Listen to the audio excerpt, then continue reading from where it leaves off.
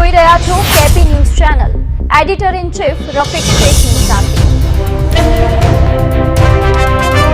Ahmedabad express ટ્રેનમાંથી 25.255 kilogram કિંમત ₹12,62,750ની મત્તાનો ગાંજાનો જથ્થો ઝડપી પાડતી સુરત રેલવે એલસીબી.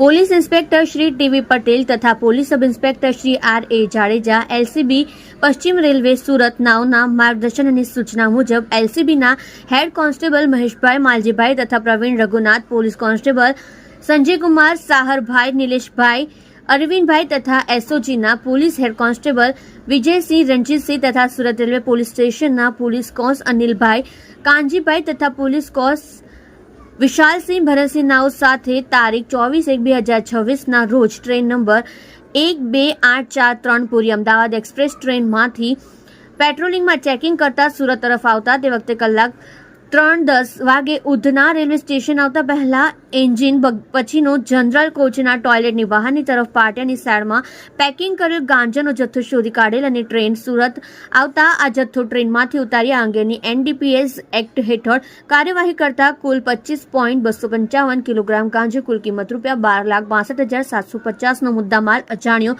ઈસમ પોતાના આર્થિક લાભ માટે ટ્રેન દ્વારા ગેરકાયદેસર આયાત કરી બિનવારસી હાલતમાં રાખી જનાર અજાણ્યા ઈસમ વિરુદ્ધ સરકાર તરફે ફરિયાદ અપીલ આપી સુરત રેલવે પોલીસ સ્ટેશનમાં ગુનો રજીસ્ટર કરવામાં આવેલ છે. તમે જોઈ રહ્યા છો કેપી ન્યૂઝ ચેનલ રફીક શેખની સાથે.